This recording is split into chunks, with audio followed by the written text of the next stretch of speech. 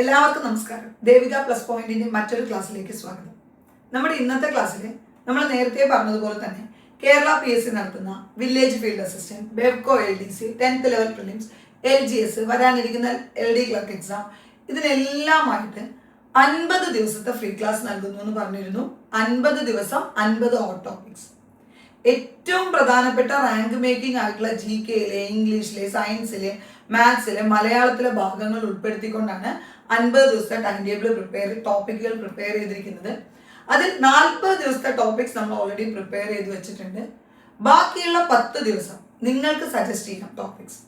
അതായത് നിങ്ങൾ പഠിക്കുമ്പോൾ നിങ്ങൾക്ക് ഏറ്റവും കൂടുതൽ റാങ്ക് മേക്കിംഗ് ആയി തോന്നിയിട്ടുള്ള, അല്ലെങ്കിൽ ഏറ്റവും കൂടുതൽ ബുദ്ധിമുട്ടാണെന്ന് തോന്നിയിട്ടുള്ളത് ഏത് വിഷയത്തിലായാലും കുഴപ്പമില്ല. അത് ഇംഗ്ലീഷ് ആവാം, കറണ്ട് അഫയേഴ്സ് ആവാം, GK ആവാം, മാത്സ് ആവാം, ഏത് ടോപ്പിക് ആണെങ്കിലും നമ്മൾ ആ ക്ലാസ്സുകളും കൂടി ഉൾപ്പെടുത്തിയിട്ടായിരിക്കും ലാസ്റ്റത്തെ 10 ഹോട്ട് ടോപ്പിക്സ് പ്രിപ്പയർ ചെയ്യുന്നത്. നമുക്കറിയാലോ, ഈ വർഷം ഇനി ധാരാളം അവസരങ്ങളാണ് കേരള PSC എഴുതുന്ന ഉദ്യോഗാർത്ഥികൾക്ക് മുന്നിലുള്ളത്. അപ്പൊ നിങ്ങൾ എഴുതാൻ പോകുന്ന ഏതൊരു എക്സാമിനും സഹായകരമാകുന്ന രീതിയിലാണ് നമ്മൾ പ്ലാൻ ചെയ്തിരിക്കുന്നത്.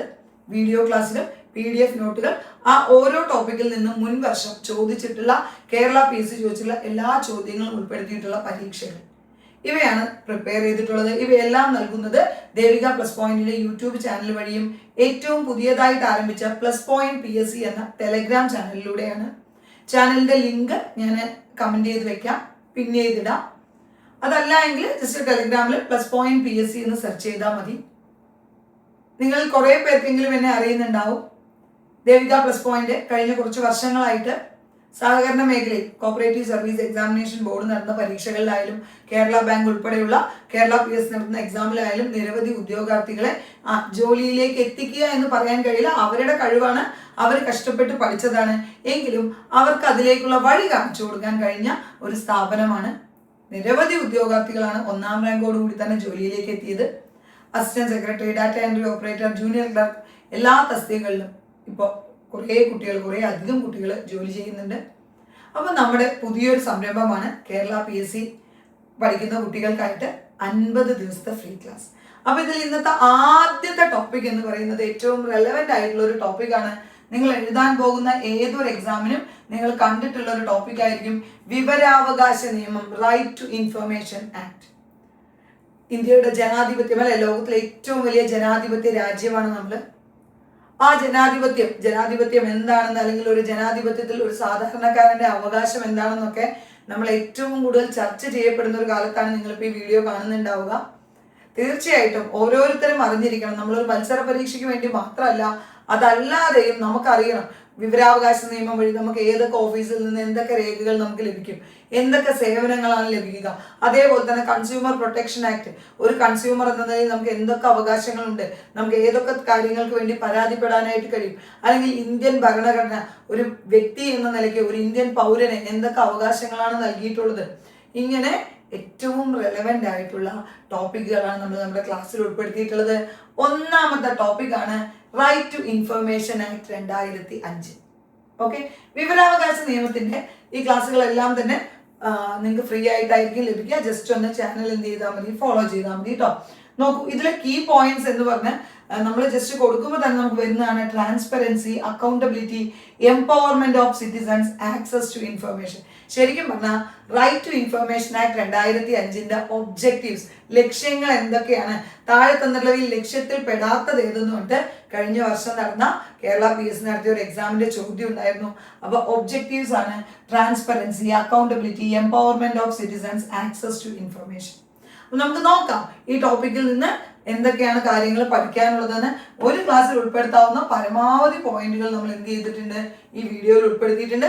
ഇതിന്റെ PDF നോട്ടുകൾ, ഇത് റിലേറ്റ് ചെയ്തിട്ട് മുൻവർഷങ്ങളിൽ ചോദിച്ച ചോദ്യങ്ങൾ, അത്തരം നമ്മളിടുന്ന ക്വിസുകൾ എല്ലാം തന്നെ ലഭിക്കുന്നതിന് വേണ്ടിയിട്ട് ഞാൻ നേരത്തെ തന്നെ പറഞ്ഞു, പ്ലസ് പോയിന്റ് PSC എന്ന ടെലഗ്രാം ചാനലാണ് നിങ്ങൾ ഫോളോ ചെയ്യേണ്ടത്. ഇതിപ്പോ നിങ്ങൾക്കറിയാം, നമ്മൾ കോപ്പറേറ്റീവ് ബാങ്ക് എക്സാമിന് പോവുകയാണ്, അല്ലെങ്കിൽ നിങ്ങളിപ്പോൾ ഒരു RRBയുടെ എക്സാം എഴുതാൻ പോവുകയാണ്, അല്ലെങ്കിൽ കേരള PSC ഏത് എക്സാം എഴുതാൻ പോകുമ്പോഴും ഇന്ത്യ മുഴുവൻ ബാധകമായ നിയമമാണ് റൈറ്റ് ടു ഇൻഫർമേഷൻ ആക്ട് 2005. അത് 10th ലെവലിൽ മാത്രമല്ല, ഡിഗ്രി ലെവൽ പ്രിലിംസിന് ആവശ്യമാണ്. ഏതൊരു എക്സാമിനും ആവശ്യമായ ടോപ്പിക്കുകളാണ് നമ്മളിവിടെ ഉൾപ്പെടുത്തിയിരിക്കുന്നത്. അപ്പോൾ ഒന്നാമത്തെ ടോപ്പിക്കാണ് വിവരാവകാശ നിയമം. ജനാധിപത്യത്തിന്റെ സൂര്യ തേജസ് അറിയപ്പെടുന്നത് എന്താണെന്ന് ചോദിച്ചു കഴിഞ്ഞാൽ വിവരാവകാശ നിയമമാണ്. ഓക്കെ, ജനാധിപത്യത്തിന്റെ സൂര്യ തേജസ് എന്നാണ് അത് അറിയപ്പെടുന്നത്. മെയിൻ ഒബ്ജക്റ്റീവ്സ് എന്തൊക്കെയാണ്, പ്രധാന ലക്ഷ്യങ്ങൾ എന്തൊക്കെയാണ്? Empowerment of citizens. ഓക്കെ, അതേപോലെ തന്നെ ട്രാൻസ്പെറൻസി ആൻഡ് അക്കൗണ്ടബിലിറ്റി, കോംബാറ്റിംഗ് കറപ്ഷൻ, ഇതെല്ലാം തന്നെ ഏതിന്റെ ലക്ഷ്യമാണ്? വിവരാവകാശ നിയമത്തിന്റെ ലക്ഷ്യമാണ്. ഇതിങ്ങനെ വന്നിട്ട് നാലാമതായിട്ട് ഒരു ഓപ്ഷനും കൂടി തന്നിട്ടാണ് ചോദിച്ചത്. ഒബ്ജക്റ്റീവ് അല്ലാത്തത് ഏതെന്ന് എക്സാമിന് ചോദ്യം ഉണ്ടായിരുന്നു. കേന്ദ്ര സംസ്ഥാന ഗവൺമെന്റിന്റെ ഭരണ സുതാര്യത ഉറപ്പുവരുത്തുന്ന നിയമം ഏത്? മലയാളത്തിലാകുമ്പോൾ ഇങ്ങനെ ചോദിക്കും, അല്ലെങ്കിൽ ട്രാൻസ്പെറൻസിയും അക്കൗണ്ടബിലിറ്റിയും ഉറപ്പുവരുത്തുന്ന നിയമം ഏതെന്നായിരിക്കും ഇംഗ്ലീഷിലാകുമ്പോൾ ചോദ്യം വരിക. വിവരാവകാശ നിയമം, റൈറ്റ് ടു ഇൻഫർമേഷൻ ആക്ട് ആണ് കേന്ദ്ര സംസ്ഥാന ഗവൺമെന്റിന്റെ ഭരണ സുതാര്യത ഉറപ്പുവരുത്തുന്നു. ലോകത്തിൽ ആദ്യമായിട്ട് വിവരാവകാശ നിയമം പാസാക്കിയ രാജ്യം സ്വീഡൻ. ഇപ്പോഴും ഇപ്പൊ 10th ലെവൽ പ്രിലിംസിന്റെ ഒക്കെ മുന്നേ നടന്ന എക്സാമിന്റെ ക്വസ്റ്റ്യൻസ് ഒക്കെ എടുത്ത് നോക്കിയാൽ വളരെ ബേസ് ലെവലിലുള്ള ധാരാളം ചോദ്യങ്ങൾ ഉണ്ടായിരുന്നു. എപ്പോഴും നമ്മൾ പരീക്ഷ ഭയങ്കര ടഫായിരിക്കും എന്നൊക്കെ പറഞ്ഞിട്ട് മുൻവിധിയോടുകൂടി വലിയ വലിയ കാര്യങ്ങൾ പഠിക്കുമ്പോൾ ചെറിയ ചെറിയ കാര്യങ്ങൾ മറന്നു പോകരുത്. ഏറ്റവും ബേസിക് ക്വസ്റ്റ്യൻസ് എപ്പോഴും ചോദ്യം വരാറുള്ളതാണ്. അപ്പൊ നമ്മൾ പറയാൻ പാടില്ല, അയ്യോ ഞാൻ വലിയതൊക്കെ പഠിച്ചു പോയി അതുകൊണ്ട് എനിക്കിത് കിട്ടിയില്ല, ഇവിടെ മുഴുവൻ ചെറിയ ചോദ്യങ്ങൾ, അല്ലെങ്കിൽ തുടക്കക്കാർക്ക് വേണ്ട എല്ലാ പോയിന്റ്സും നമ്മൾ പഠിക്കണം. നോക്കൂ, ലോകത്തിൽ ആദ്യമായി വിവരാവകാശ നിയമം പാസാക്കിയ രാജ്യം സ്വീഡൻ ആണ്.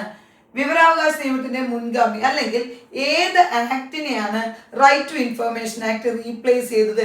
മുൻ വർഷം ചോദിച്ച കേരള PSC ക്വസ്റ്റ്യൻ ആയിരുന്നു ഇത്. Freedom of information act 2002 replace ചെയ്തുകൊണ്ടാണ് റൈറ്റ് ടു ഇൻഫർമേഷൻ ആക്ട് 2005 വന്നത്. ഏതിനെയാണ് റീപ്ലേസ് ചെയ്തത്? Freedom of information act 2002 replace ചെയ്തുകൊണ്ടാണ് റൈറ്റ് ടു ഇൻഫർമേഷൻ ആക്ട് വന്നത്. The RTA Act 2005 replaced which act എന്ന ചോദ്യം വന്ന freedom of information act 2002. Okay, മുൻ വർഷം 2002 ഫ്രീഡം ഓഫ് ഇൻഫർമേഷൻ ആക്ടിനെ റീപ്ലേസ് ചെയ്തുകൊണ്ടാണ് റൈറ്റ് ടു ഇൻഫർമേഷൻ ആക്ട് വന്നത് എന്ന് ഓർക്കുക. വിവരാവകാശ നിയമം തദ്ദേശീയമായി പാസാക്കിയ ആദ്യ ഇന്ത്യൻ സംസ്ഥാനം, അതായത് വിവരാവകാശ നിയമം നിലവിൽ വന്ന ആദ്യ ഇന്ത്യൻ സംസ്ഥാനം എന്ന് ചോദിച്ചാൽ രാജസ്ഥാനും, വിവരാവകാശ നിയമം പാസാക്കിയ ആദ്യ ഇന്ത്യൻ സ്റ്റേറ്റ് എന്ന് ചോദിച്ചാൽ തമിഴ്നാടുമാണെന്ന് ഓർത്തു വെക്കുക. വിവരാവകാശ നിയമം പാസാക്കിയ ആദ്യ ഇന്ത്യൻ സംസ്ഥാനം തമിഴ്നാടാണ്. 1997 നിലവിൽ വന്ന ആദ്യ സംസ്ഥാനം രാജസ്ഥാനാണ്. ഓക്കെ, 2000 എന്നുള്ള വർഷം നിങ്ങൾ നോക്കണ്ട. 2005 വിവരാവകാശ നിയമം ആദ്യമായിട്ട് നിലവിൽ വന്ന സംസ്ഥാനം ഏതാണ്? രാജസ്ഥാനാണെന്ന് ഓർക്കുക. 2019 വരെ ജമ്മു കാശ്മീരിന് വിവരാവകാശ നിയമം ബാധകമായിരുന്നില്ല. അവിടെ പ്രത്യേക നിയമമായിരുന്നു ഉണ്ടായിരുന്നത്. പക്ഷെ 2019 മുതൽ ജമ്മു കാശ്മീരിനും വിവരാവകാശ നിയമം ബാധകമാക്കി. അത് പറഞ്ഞാൽ എന്താണ്? ഇപ്പൊ whole state of India right to information act ബാധകമാണ്. അടുത്തത് നോക്കൂ, വിവരാവകാശ നിയമം പാസ്സാക്കുന്നതിന് വേണ്ടിയിട്ട് കാരണമായ സംഘടന, ഇത് MKSS എന്നൊരു ഓപ്ഷനിൽ തന്നിരുന്നു കേട്ടോ. മസ്ദൂർ കിസാൻ ശക്തി സംഘടന എന്നുള്ള സംഘടനയാണ് വിവരാവകാശ നിയമം പാസ്സാക്കുന്നതിന് വേണ്ടി പ്രവർത്തിച്ച സംഘടന. MKSS എന്ന ഓപ്ഷനിൽ ഉണ്ടായിരുന്നു. അങ്ങനെ തന്നാൽ നമ്മൾ അങ്ങനെ തന്നെ എഴുതുക. മസ്ദൂർ കിസാൻ ശക്തി സംഘത്തിന്റെ അല്ലെങ്കിൽ സംഘടനയുടെ സ്ഥാപകൻ അരുണ റോയ് ആണ് സ്ഥാപക കേട്ടോ. ആരാണ്? MKSS, അതായത് മസ്ദൂർ കിസാൻ ശക്തി സംഘടന എന്തിന്റെയാണ്? റൈറ്റ് ടു ഇൻഫർമേഷൻ ആക്ടിന് കാരണമായ സംഘടനയാണ്. അപ്പൊ അതിന്റെ സ്ഥാപക അരുണ റോയ് ആണ്. അരുണ റോയ്, നിഖിൽ ഡേ, ശങ്കർ സിംഗ് ഇവരെല്ലാവരും കൂടിയാണ് രാജസ്ഥാനിൽ ഏത് സ്ഥാപിച്ചത്? മസ്ദൂർ കിസാൻ ശക്തി സംഘടന സ്ഥാപിച്ചത്. വിവരാവകാശ നിയമം 2005 നമ്മൾ നേരത്തെ തന്നെ പറഞ്ഞു. എന്താണ്? Freedom of information act 2002 replace ചെയ്തുകൊണ്ടാണ് റൈറ്റ് ടു ഇൻഫർമേഷൻ ആക്ട് 2005 വന്നത്. ജനാധിപത്യത്തിന്റെ സൂര്യ തേജസ് എന്നാണ് അറിയപ്പെടുന്നത്. സ്വീഡനിലാണ് ആദ്യമായിട്ട് വിവരാവകാശ നിയമം നടപ്പിലാക്കിയത്. ഓക്കെ, ഇന്ത്യയിൽ ആദ്യമായിട്ടത് തദ്ദേശീയമായി പാസ്സാക്കിയത് തമിഴ്നാട്ടിലും നിലവിൽ വന്നതെന്ന് ചോദിച്ചാൽ രാജസ്ഥാനുമാണെന്ന് ഓർത്തു വെക്കുക. വിവരാവകാശ നിയമം 2005 ലോക്സഭ പാസാക്കിയത് 2005 മെയ് 11 രാജ്യസഭ അത് പാസാക്കിയത് 2005 മെയ് 12 പക്ഷെ നമ്മൾ എപ്പോഴും ഓർക്കണം, ലോക്സഭയും രാജ്യസഭയും പാസാക്കിയാലും ആ ബില്ലിന്മേൽ പ്രസിഡന്റ് ഒപ്പുവെക്കുമ്പോഴാണ് അത് എന്തായി മാറുന്നത്? അതൊരു നിയമമായി മാറുന്നത്. പ്രസിഡന്റ് ഒപ്പുവെച്ചത് 2005 ജൂൺ 15 ആരായിരുന്നു വിവരാവകാശ നിയമത്തിൽ ഒപ്പുവെച്ച പ്രസിഡന്റ് എന്നൊരു ചോദ്യം വന്നിട്ടുണ്ടായിരുന്നു. Doctor APJ Abdul Kalam. Okay, doctor ഇന്ത്യയുടെ മിസൈൽ മാൻ എന്നറിയപ്പെടുന്ന ആ വ്യക്തിയാണ് അല്ലെ. എപ്പോഴും ചോദിക്കുന്ന ചോദ്യമാണ്. മിസൈൽ മാൻ എന്നറിയപ്പെടുന്നത് APJ Abdul Kalam, missile woman എന്നറിയപ്പെടുന്നത് ടെസി തോമസ് ആണ്. അതേപോലെ തന്നെ വിങ്സ് ഓഫ് ഫയർ എന്ന പുസ്തകം എഴുതിയത് APJനെ കുറിച്ച് പഠിക്കാനാണെങ്കിൽ നമുക്കൊരു ക്ലാസ് തന്നെ അദ്ദേഹത്തെ കുറിച്ച് പഠിക്കാനുണ്ട് അല്ലെ. അപ്പൊ നോക്കൂ, ഇന്ത്യയിൽ ലോക്സഭ ഒരു ബില്ല് പാസ്സാക്കുന്നു 2005 മെയ് 11, രാജ്യസഭ പാസ്സാക്കുന്നു 2005 മെയ് 12, അതിൽ പ്രസിഡന്റ് ഒപ്പുവെക്കുന്നു 2005 ജൂൺ 15. പക്ഷെ അന്നും വിവരാവകാശ നിയമം നിലവിൽ വന്നില്ല. ആ വർഷവും ഡേറ്റും വളരെ ഇമ്പോർട്ടന്റ് ആണ്. നിലവിൽ വന്നത് 2005 ഒക്ടോബർ 12. എപ്പോഴും എക്സാമിന് ചോദിക്കുന്ന ചോദ്യമാണ്. ഇന്ത്യയിൽ വിവരാവകാശ നിയമം നിലവിൽ വന്ന വർഷം ഏതാണ്? 2005 ഒക്ടോബർ 12 എന്ന് ഓർത്തു വെക്കുക. വിവരാവകാശ നിയമം ഗസറ്റിൽ പബ്ലിഷ് ചെയ്തു 2005 ജൂൺ 21, പക്ഷെ നിലവിൽ വരുന്നത് 2005 ഒക്ടോബർ 12 ഓർക്കുക. വിവരാവകാശ നിയമത്തിന്റെ കരട് തയ്യാറാക്കിയത് കഴിഞ്ഞ വർഷം ചോദിച്ച ഒരു കേരള PSC നടത്തിയ ഒരു എക്സാമിന് ചോദിച്ചൊരു ക്വസ്റ്റ്യൻ ആയിരുന്നു ഇത്. വിവരാവകാശ നിയമത്തിന്റെ ഡ്രാഫ്റ്റ് അല്ലെങ്കിൽ കരട് തയ്യാറാക്കിയത് PB സാവന്ത് ആണ്. ആരാണ്? PB സാവന്ത് എന്ന് ഓർക്കുക. ഇന്ത്യയിൽ ആദ്യമായിട്ട് വിവരാവകാശ അപേക്ഷ നൽകിയത് ഷാഹിദ് റാസ ബർണോയ്. അവരെ പൂനെ പോലീസ് സ്റ്റേഷനിലാണ് നൽകിയത്. ജസ്റ്റ് ആ പേരൊന്ന് ഓർത്തു വെക്കുക. ഇന്ത്യയിൽ ആദ്യമായിട്ട് വിവരാവകാശ RTI അപേക്ഷ നൽകിയത് ഷാഹിദ് റാസ ബർണോയ് ആണ്. വിവരാവകാശ നിയമത്തിലെ ചാപ്റ്ററുകളുടെ എണ്ണം 6. ഓക്കെ, വിവരാവകാശ നിയമത്തിൽ 6 ചാപ്റ്ററുകളും 2 പട്ടികകളും 31 സെക്ഷനുകളുമാണുള്ളത്. ഓക്കെ, 6 ചാപ്റ്റർ, 31 സെക്ഷൻ, 2 ഷെഡ്യൂൾ എന്നിവയാണുള്ളത് എന്ന് ഓർത്തു വെക്കുക. പ്രധാനപ്പെട്ട സെക്ഷൻസ് മാത്രമേ ചോദിക്കാറുള്ളൂ. എല്ലാം ഒന്നും പഠിക്കണ്ട, കാരണം നമുക്ക് പല ആക്ടുകളിലെയും സെക്ഷനുകൾ പഠിക്കാനുണ്ടാവുമല്ലോ. കേന്ദ്രത്തില് കേന്ദ്ര വിവരാവകാശ കമ്മീഷനും ഉണ്ട്. സംസ്ഥാനങ്ങളിൽ എന്തുണ്ട്?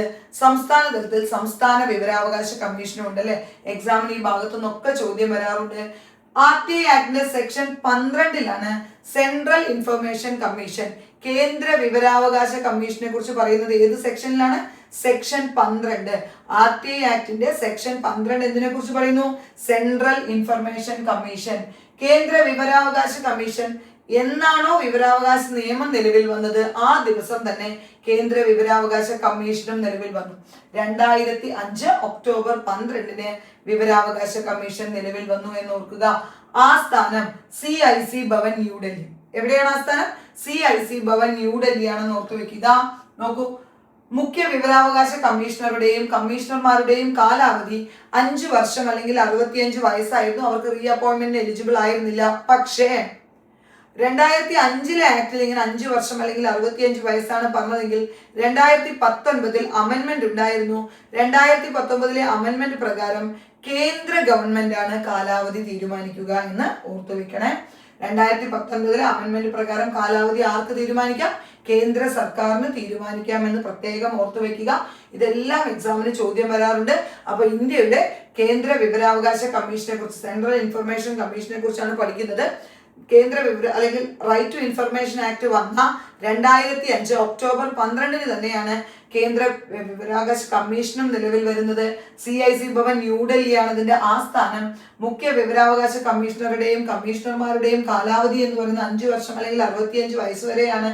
റീ അപ്പോയിന്റ്മെന്റിന് ഇവർ എലിജിബിൾ ആയിരുന്നില്ല. പക്ഷേ 2019 ഭേദഗതി പ്രകാരം കാലാവധി കേന്ദ്ര സർക്കാരിന് തീരുമാനിക്കാമെന്ന് വന്നു. കേന്ദ്ര വിവരാവകാശ കമ്മീഷന്റെ ആദ്യ അധ്യക്ഷൻ എപ്പോഴും ചോദിക്കുന്ന ചോദ്യമാണ് വജാഹത്ത് ഹബീബുള്ള.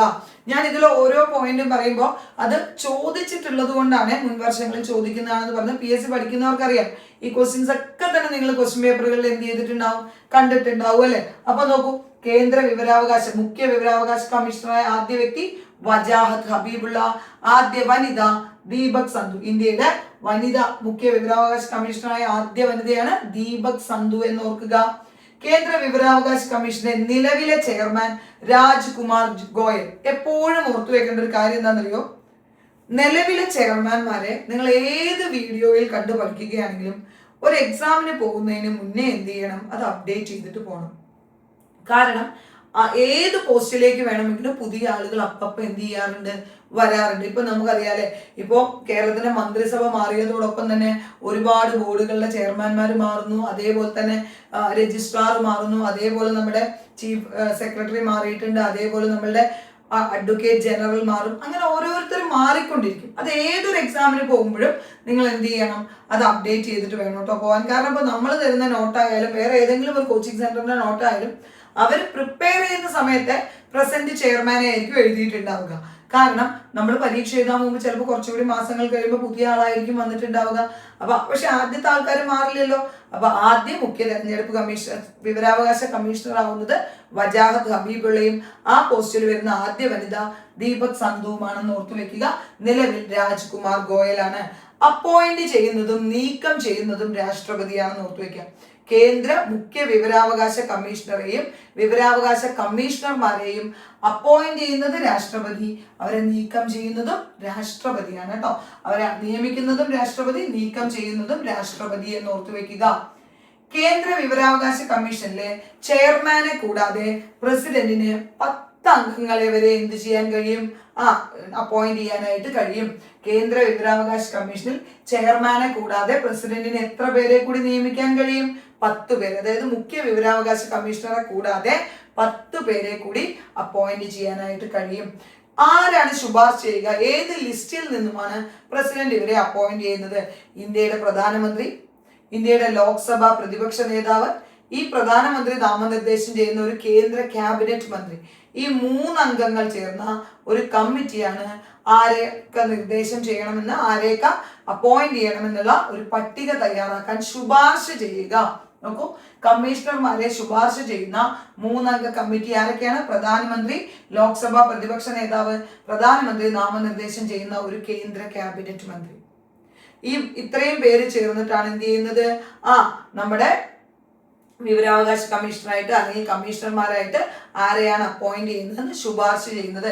പക്ഷെ അപ്പോയിന്റ് ചെയ്യുന്നതും അതേപോലെ തന്നെ നീക്കം ചെയ്യുന്നതും ആരായിരിക്കും? ഇന്ത്യയുടെ പ്രസിഡന്റ് ആയിരിക്കും എന്ന് ഓർത്തു വയ്ക്കുക. അപ്പോയിന്റ് ചെയ്യാൻ കുറെ കണ്ടീഷൻസ് ഉണ്ട്. അതായത് മറ്റ് ഗവൺമെന്റ് ജോലികളോ ശമ്പളം പറ്റുന്ന ജോലികളൊന്നും ചെയ്യാൻ പാടില്ല. അതേപോലെ തന്നെ രാഷ്ട്രീയ പാർട്ടിയിലെ നേതാവായിരിക്കാൻ പാടില്ല.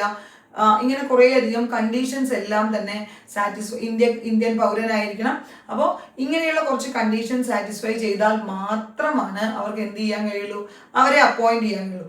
അവരെ നീക്കം ചെയ്യുമ്പോഴും അതുപോലെ തന്നെ അവർ മറ്റേതെങ്കിലും ജോലിയിൽ, ഇതിനോടൊപ്പം തന്നെ മറ്റേതെങ്കിലും ശമ്പളം പറ്റുന്ന ജോലിയിൽ ഇരിക്കുക, അവരെ ഇൻസോൾവെന്റ് ആയിട്ട് പ്രഖ്യാപിക്കുക, അല്ലെങ്കിൽ അവർക്ക് ഫിസിക്കലി അല്ലെങ്കിൽ മെന്റൽ കണ്ടീഷൻ കൊണ്ട് അവർക്ക് ഒരു തരത്തിലും എന്ത് ചെയ്യാൻ പറ്റില്ല, ജോലിയിൽ തുടരാൻ കഴിയാതെ വരിക, സദാചാര പ്രശ്നമുള്ള ഒരു കുറ്റത്തിൽ അവർ ശിക്ഷിക്കപ്പെടുക, അല്ലെങ്കിൽ അതിൽ ഇൻവോൾവ് ആവുക, ഇങ്ങനെയുള്ള കാരണങ്ങൾ കൊണ്ടാണ് പ്രസിഡന്റ് എന്ത് ചെയ്യുക, ഇവരെ നീക്കം ചെയ്യുകയും ചെയ്യുക എന്ന് ഓർക്കുക.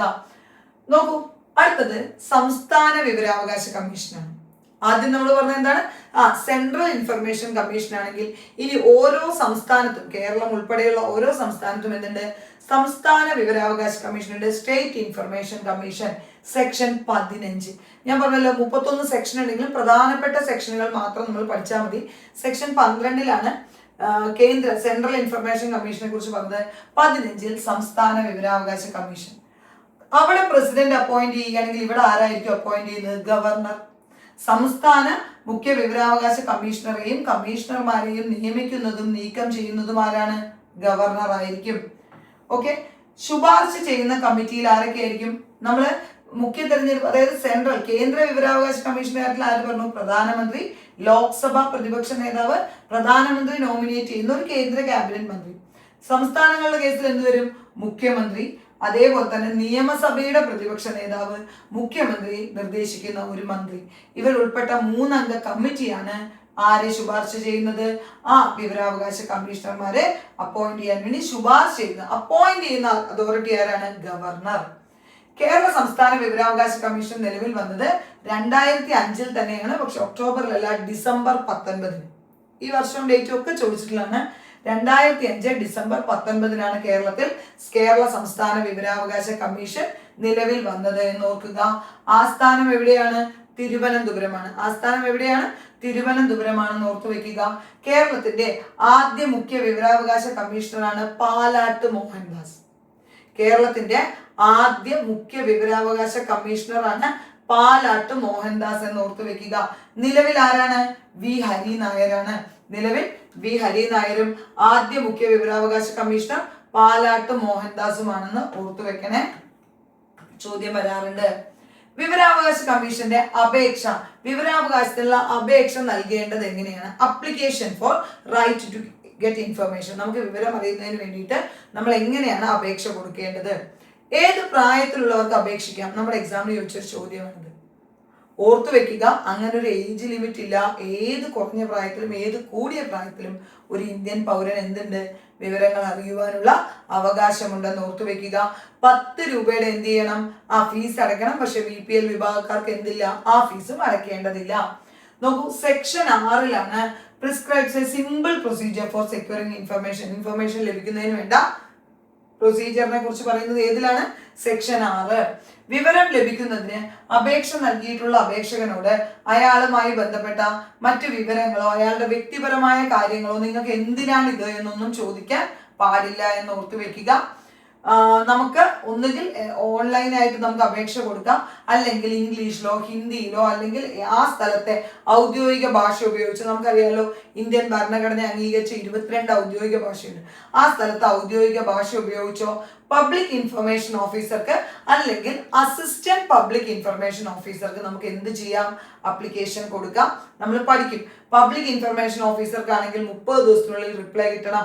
അസിസ്റ്റന്റ് പബ്ലിക് ഇൻഫർമേഷൻ ഓഫീസർക്കാണെങ്കിൽ 35 ദിവസത്തിനുള്ളിൽ റിപ്ലൈ കൊടുക്കണം എന്നൊക്കെ പറഞ്ഞ് നമ്മൾ പഠിക്കും. അപ്പൊ ഓർത്തു വെക്കുക, നമ്മളൊരു റൈറ്റ് ടു ഇൻഫർമേഷന്റെ ആപ്ലിക്കേഷനുമായിട്ട് പോയി കഴിഞ്ഞാൽ ആളെ വ്യക്തിപരമായ കാര്യങ്ങളോ അല്ലെങ്കിൽ നിങ്ങൾക്ക് ഇതുകൊണ്ട് എന്താണ് ആവശ്യം, നിങ്ങൾ ഇത് എന്തിനു വേണ്ടിയിട്ടാണ് ഇത് വാങ്ങുന്നത്, ഇതൊന്നും ചോദിക്കാൻ പാടില്ല. 2, നമുക്ക് ഒന്നുകിൽ ഓൺലൈനായിട്ട് കൊടുക്കാം, അതല്ല എങ്കിൽ ഹിന്ദിയോ ഇംഗ്ലീഷോ അല്ലെങ്കിൽ ആ ഭാഗത്തെ ആ പ്രദേശത്തെ ഔദ്യോഗിക ഭാഷയിലോ, അതായത് കേരളമാണെങ്കിൽ ഇപ്പൊ മലയാളത്തിൽ, ഇപ്പൊ കേരളത്തിൽ ഒരു ഉദ്യോഗസ്ഥൻ വന്നിട്ട് കൊങ്കിണിയിൽ കൊടുത്താൽ ചിലപ്പോൾ എല്ലാവർക്കും അത് വായിച്ചെടുക്കാൻ പറ്റില്ലല്ലോ. അവിടുത്തെ ഔദ്യോഗിക ഭാഷയിലോ ആയിരിക്കണം അപേക്ഷ കൊടുക്കേണ്ടത്. ഒന്നുകിൽ പബ്ലിക് ഇൻഫർമേഷൻ ഓഫീസർക്ക് കൊടുക്കാം, അല്ലെങ്കിൽ അസിസ്റ്റന്റ് പബ്ലിക് ഇൻഫർമേഷൻ ഓഫീസർക്ക് കൊടുക്കാം.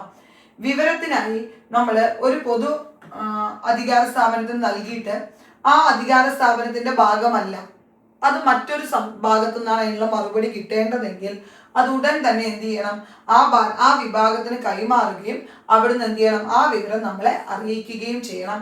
പരമാവധി ഇവിടെ ഇത് മുന്നേ എക്സാമിന് ചോദിച്ചു, അതുകൊണ്ടാണ് അപേക്ഷയുടെ ഈ കൈമാറ്റം പരമാവധി 5 ദിവസത്തിനകം നടത്തേണ്ടത്. അതായത് നമ്മളിപ്പോ ഒരു ഇന്ത്യൻ പൗരൻ 10 രൂപയുടെ ചലാൻ അല്ലെങ്കിൽ കോർട്ട് ഫീസ് സ്റ്റാമ്പൊക്കെ അടച്ചിട്ട് കൃത്യമായിട്ടൊരു വിവരാവകാശ നിയമം ഒരു ഡിപ്പാർട്ട്മെന്റിൽ കൊടുത്തു. പക്ഷെ അവരല്ല അതിന് മറുപടി തരേണ്ടത്. അവര് അടുത്ത ഡിപ്പാർട്ട്മെന്റ് ആണ്, അല്ലെങ്കിൽ അവരുടെ തന്നെ മറ്റൊരു ഡിപ്പാർട്ട്മെന്റ് ആണ് തരേണ്ടതെങ്കിൽ അവര് ആ ഡിപ്പാർട്ട്മെന്റിന് കൈമാറുകയും ആ വിവരം നമ്മളെ അറിയിക്കുകയും ചെയ്യണം. ഈ കൈമാറ്റം പരമാവധി എത്ര ദിവസത്തിനുള്ളിൽ നടത്തണം? 5 ദിവസത്തിനുള്ളിൽ നടത്തണം. നോക്കൂ, ഇത് വായിക്കുമ്പോൾ നിങ്ങൾക്ക് ഭയങ്കര ബുദ്ധിമുട്ടായി തോന്നും, ഇതൊന്നും മനസ്സിലാക്കി വെച്ചാൽ മതി. നോക്കൂ, വിവരത്തിനായി ഒരു പൊതു അധികാര സ്ഥാപനത്തിന് അപേക്ഷ നൽകിയിട്ടുള്ളിടത്ത് വിവരവുമായി ബന്ധപ്പെട്ട വിഷയം മറ്റൊരു അധികാര സ്ഥാപനത്തിന്റെ കൈവശമുള്ളതാണെങ്കിൽ, അതായത് ഒരു ഡിപ്പാർട്ട്മെന്റിൽ നമ്മൾ കൊടുത്തു, അത് മറ്റൊരു ഡിപ്പാർട്ട്മെന്റിന്റെ പരിധിയിൽ വരുന്നതാണെങ്കിൽ അത്തരം നൽകപ്പെട്ടിട്ടുള്ള പൊതു അധികാര സ്ഥാപനം ആ അപേക്ഷയോ അതിന്റെ മറ്റു ഭാഗമോ ഏതാണോ ആരെയാണോ ഈ മറുപടി കൊടുക്കേണ്ട ഡിപ്പാർട്ട്മെന്റ് അവർക്ക് കൈമാറേണ്ടതാണ്. ഈ കൈമാറ്റം പരമാവധി എത്ര ദിവസത്തിനുള്ളിൽ? 5 ദിവസത്തിനുള്ളിൽ. അതാണ് നിങ്ങൾ ഇവിടെ ഓർത്തു വെക്കേണ്ട കാര്യം കേട്ടോ. വിവരാവകാശ നിയമപ്രകാരം അപേക്ഷിക്കുന്നതിനുള്ള ഫീസ് എത്രയാണ്? 10 രൂപയാണെന്ന് ഓർത്തു വെക്കണേ. BPL അതായത് ബിലോ പോവർട്ടി ലൈൻ, ദാരിദ്ര്യരേഖയ്ക്ക് താഴെയുള്ള വിഭാഗക്കാർക്ക് അപേക്ഷാ ഫീസ് ഇല്ല. A3 A4 പേജ് ആണെങ്കിൽ പേജ് 1-ന് 2 രൂപയാണ്. കേരളത്തിൽ ഇപ്പോൾ അത് 3 രൂപയാണെന്ന് ഓർത്തു വെക്കണേ. ഡിജിറ്റൽ ആയിട്ട് നമുക്ക് ഡിസ്കിലോ ഫ്ലോപ്പിയിലോ ആക്കി തരണമെങ്കിൽ 50 രൂപയാണ്. കേരളത്തിൽ അത് 75 രൂപയാണെന്ന് ഓർത്തു വെക്കണേ. അപ്പൊ എക്സാമിന് ഒരു വിവരാവകാശ നിയമപ്രകാരം ഒരു A4 പേജിന് എത്ര രൂപ എന്ന് ചോദിച്ചാൽ 2 രൂപ. പക്ഷെ കേരളത്തിൽ എന്ന് ചോദിച്ചാൽ 3 രൂപയാണ് കേട്ടോ. വിവരം നേരിട്ട് പരിശോധിക്കാൻ ആദ്യത്തെ മണിക്കൂർ ഫ്രീ ആണ്, പിന്നീടുള്ള ഓരോ 30 മിനിറ്റിനും 10 രൂപ വെച്ച് നൽകണം. കേരള സർക്കാർ പുതുക്കിയിട്ടുണ്ട് ഫീസ്. A4 സൈസിന് 3 രൂപ, അതേപോലെ തന്നെ ഡിജിറ്റൽ ആണെങ്കിൽ 75 രൂപ. മുന്നേ 50 രൂപയായിരുന്നു, ഇപ്പൊ 75 ആണെന്ന് ഓർത്തു വെക്കണേ. നോക്കൂ, അപേക്ഷിക്കുന്നതിനെ കുറിച്ച് സെക്ഷൻ 6 പറഞ്ഞു. ആ അപേക്ഷയിൽ തീരുമാനം എടുക്കുന്നതിനെ കുറിച്ച് 7 പറയുന്നു. ഞാൻ പറഞ്ഞു, പബ്ലിക് ഇൻഫർമേഷൻ ഓഫീസർക്കാണ് നിങ്ങൾ നൽകുന്നതെങ്കിൽ 30 ദിവസത്തിനുള്ളിലും, അസിസ്റ്റന്റ് പബ്ലിക് ഇൻഫർമേഷൻ ഓഫീസർക്കാണ് അപേക്ഷ നൽകുന്നതെങ്കിൽ 35 ദിവസത്തിനകവും മറുപടി നൽകണം. എന്നാൽ ഒരു വ്യക്തിയുടെ ജീവനെയോ വ്യക്തി സ്വാതന്ത്ര്യത്തെയോ ബാധിക്കുന്ന കാര്യമാണെങ്കിൽ 48 മണിക്കൂറിനുള്ളിൽ ഒരു വ്യക്തിയുടെ ജീവനെ, സ്വത്തിനെ, വ്യക്തി സ്വാതന്ത്ര്യത്തിനെ ഒക്കെ ബാധിക്കുന്ന വിവരങ്ങളെ ആണെങ്കിൽ മറുപടി എത്ര ദിവസത്തിനുള്ളിൽ? 48 മണിക്കൂറിനുള്ളിൽ നൽകണം. അപ്പോൾ ഓർത്തു വെക്കണം, പബ്ലിക് ഇൻഫർമേഷൻ ഓഫീസർ ആണെങ്കിൽ 30 ദിവസം, അസിസ്റ്റന്റ് പബ്ലിക് ഇൻഫർമേഷൻ ഓഫീസർ ആണെങ്കിൽ മറുപടി കിട്ടാൻ 35 ദിവസം, ഒരു വ്യക്തിയുടെ ജീവനോ വ്യക്തി സ്വാതന്ത്ര്യവുമായി ബന്ധപ്പെട്ട കാര്യമാണെങ്കിൽ 48 മണിക്കൂറിനുള്ളിൽ വിവരം നൽകണമെന്ന് ഓർത്തു വെക്കുക. നോക്കൂ, ഇനി ഒരുപാട് കാര്യങ്ങൾ ഇനിയും പഠിക്കാനുണ്ട്. ഒരു ക്ലാസ്സിൽ എല്ലാം കൂടി ഉൾപ്പെടുത്താൻ കഴിയില്ല. എങ്കിലും ഏറ്റവും പ്രധാനപ്പെട്ടതായി വരുന്ന കാര്യങ്ങളാണ് ഇപ്പോൾ നമ്മൾ ചർച്ച ചെയ്തത്. ശ്രദ്ധിക്കൂ, ഇന്ത്യയിൽ വിവരാവകാശ നിയമം വന്നത് 2005 ഒക്ടോബർ 12-നാണ്. വിവരാവകാശ നിയമ ബില്ലിൽ ഒപ്പുവെച്ചത് APJ അബ്ദുൽ കലാം എന്ന ഇന്ത്യയുടെ പ്രശസ്തനായ അല്ലെങ്കിൽ നമ്മൾ വളരെയധികം ആരാധിക്കുന്ന പ്രസിഡന്റ് ആയിരുന്നു അതിൽ ഒപ്പുവെച്ചത്. ഏത് ആക്ടിനെ റീപ്ലേസ് ചെയ്തുകൊണ്ടാണ് റൈറ്റ് ടു ഇൻഫർമേഷൻ ആക്ട് 2005 വന്നത്? ഫ്രീഡം ഓഫ് ഇൻഫർമേഷൻ ആക്ട് 2002-നെ റീപ്ലേസ് ചെയ്തുകൊണ്ടാണ് വന്നത്. 6 ചാപ്റ്ററുകളും 31 സെക്ഷനുകളും 2 ഷെഡ്യൂളുകളുമാണ് റൈറ്റ് ടു ഇൻഫർമേഷൻ ആക്ട് 2005 ഉള്ളത് എന്ന് ഓർത്തു വെക്കുക. വിവരാവകാശ നിയമം പാസാക്കിയ ആദ്യ സംസ്ഥാനം തമിഴ്നാടും നിലവിൽ വന്ന ആദ്യ സംസ്ഥാനം രാജസ്ഥാനുമാണെന്ന് ഓർത്തു വെക്കണം. സെക്ഷൻ 12 പ്രകാരം മുഖ്യ വിവരാവകാശ കേന്ദ്ര തിരഞ്ഞെടുപ്പ് വിവരാവകാശ കമ്മീഷനെ കുറിച്ചും അത് കഴിഞ്ഞ് സെക്ഷൻ 15 പ്രകാരം സംസ്ഥാനങ്ങളിലെ സംസ്ഥാന വിവരാവകാശ കമ്മീഷനെ കുറിച്ചും പഠിച്ചു. കേന്ദ്ര മുഖ്യ വിവരാവകാശ കമ്മീഷണറായി മാറിയത് വജാഹത്ത് ഹബീബുള്ളയാണ്. ഇതേപോലെ തന്നെ ഇമ്പോർട്ടൻ്റ് ആണ് തെരഞ്ഞെടുപ്പ് കമ്മീഷന്. അതുകൊണ്ടാണ് രണ്ടും തമ്മിൽ ഇങ്ങനെ മാറിപ്പോകുന്നത്. അപ്പോൾ കേന്ദ്ര മുഖ്യ വിവരാവകാശ കമ്മീഷണറായ ആദ്യ വ്യക്തി വജാഹത്ത് ഹബീബുള്ള, ആദ്യ വനിത ദീപക് സന്ധു. രാജ്കുമാർ ഗോയൽ എന്ന നിലവിലെ വ്യക്തിയെ ഓർത്തു വെക്കുക. പക്ഷെ നിലവിലെ എല്ലാ പദവികളും ഏതൊരു എക്സാമിന് പോകുമ്പോഴും അപ്ഡേറ്റ് ചെയ്തിട്ട് പോകണം. പാലാട്ട് മോഹൻദാസ് കേരളത്തിലെ ആദ്യ മുഖ്യ വിവരാവകാശ കമ്മീഷണറാവുന്നു. വി ഹരി നായരാണ് നിലവിലെന്ന് ഓർക്കുക. കേന്ദ്രത്തിലെ മുഖ്യ വിവരാവകാശ കമ്മീഷണറെയും പരമാവധി 10 കമ്മീഷണർമാരെയും അപ്പോയിന്റ് ചെയ്യാൻ കഴിയുന്നതും നീക്കം ചെയ്യാൻ കഴിയുന്നതും പ്രസിഡന്റിനാണ്. സംസ്ഥാനത്തിലാവുമ്പോൾ ആർക്കാണ്? ഗവർണർക്കാണ് ആ ചുമതല എന്ന് ഓർത്തു വെക്കുക. അപേക്ഷ നൽകുന്നതിന് 10 രൂപയുടെ ചലാനാവാം, കോഡ് ഫീസ് സ്റ്റാമ്പ് ആവാം, അല്ലെങ്കിൽ DD ആവാം, ബാങ്കേഴ്സ് ചെക്ക് ആവാം. അങ്ങനെയുള്ള മാർഗങ്ങൾ വഴിയാണ് നമുക്ക് എന്ത് ചെയ്യാൻ കഴിയുക? ഫീസ് അടയ്ക്കാൻ കഴിയുക. അപ്ലിക്കേഷൻ ഡിജിറ്റൽ ആയിട്ടോ ഹിന്ദിയിലോ ഇംഗ്ലീഷിലോ അതാത് എവിടെയാണോ നമ്മൾ അപ്ലിക്കേഷൻ കൊടുക്കുന്നത് അവിടുത്തെ പ്രാദേശിക ഔദ്യോഗിക ഭാഷയിലോ നമുക്ക് നൽകാനായിട്ട് കഴിയുമെന്ന് ഓർക്കുക. പബ്ലിക് ഇൻഫർമേഷൻ ഓഫീസർക്കും നൽകാം, അസിസ്റ്റന്റ് പബ്ലിക് ഇൻഫർമേഷൻ ഓഫീസർക്കും നൽകാം.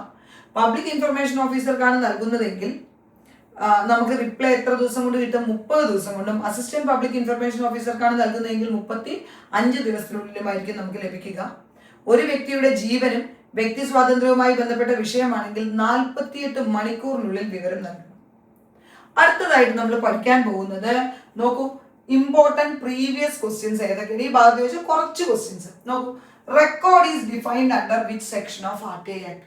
സെക്ഷൻ 2-ൽ കുറേ ഡെഫിനിഷൻസ് വരുന്നുണ്ട്. റെക്കോർഡിനെ എവിടെയാണ് ഡിഫൈൻ ചെയ്തത്?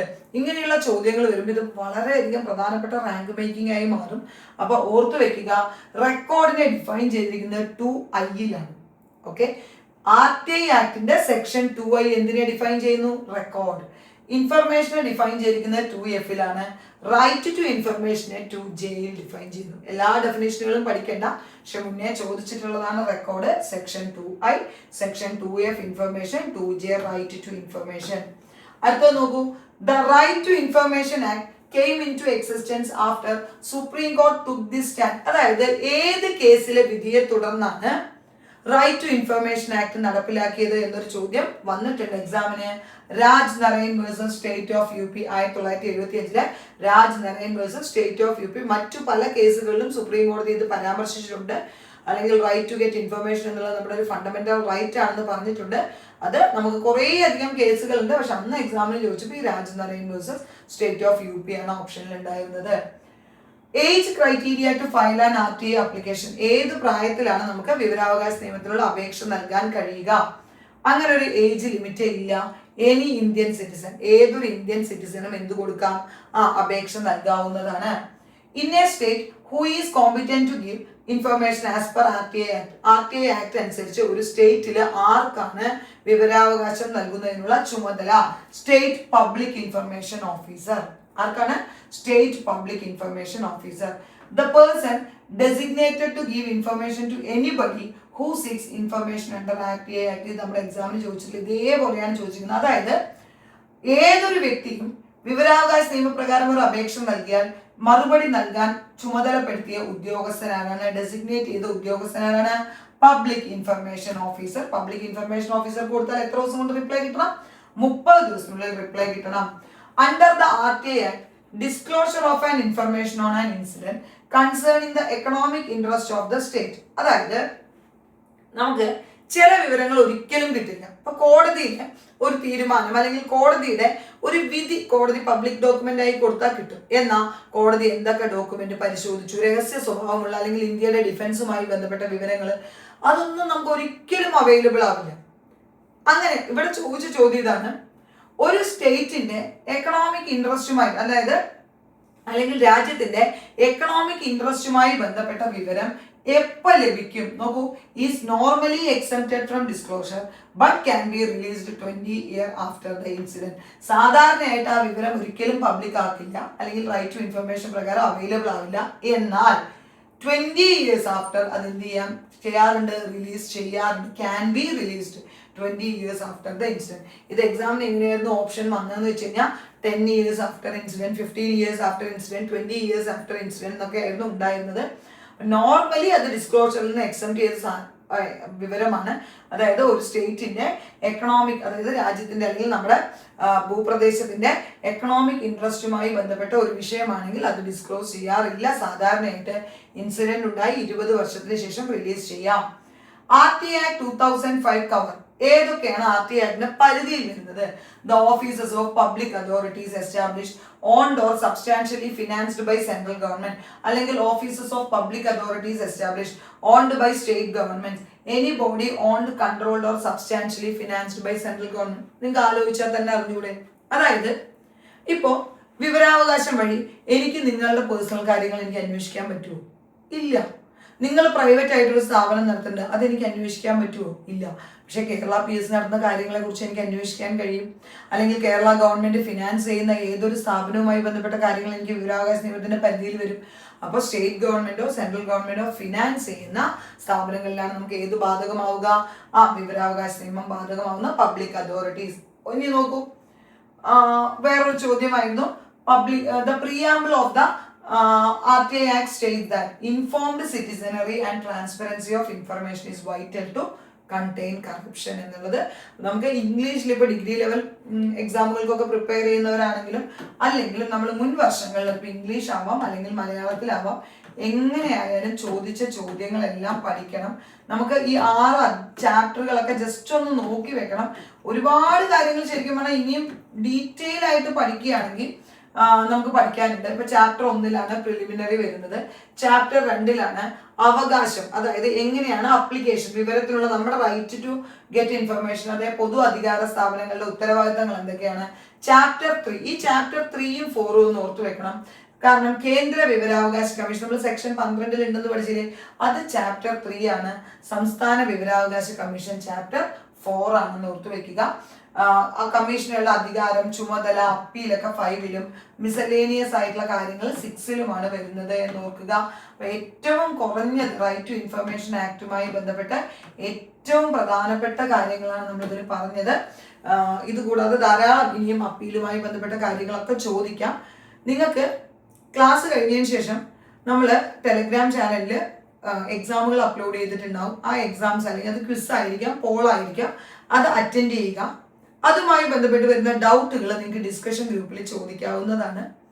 അവിടെ മെന്റേഴ്സ് ആയിട്ട് ഞാൻ ഉൾപ്പെടെയുള്ള പല ടീച്ചേഴ്സും അവിടെ ഉണ്ടാവും. അതിൽ റിപ്ലൈ തരുന്നതായിരിക്കും. അപ്പോൾ നിങ്ങൾക്ക് ഡിസ്കഷൻ ഗ്രൂപ്പ് ഉപയോഗിച്ച് നിങ്ങളുടെ ഡൗട്ട്സും ക്ലിയർ ചെയ്യാവുന്നതാണ്. നാളെ മറ്റൊരു ടോപ്പിക്കുമായിട്ട് കാണാം. താങ്ക്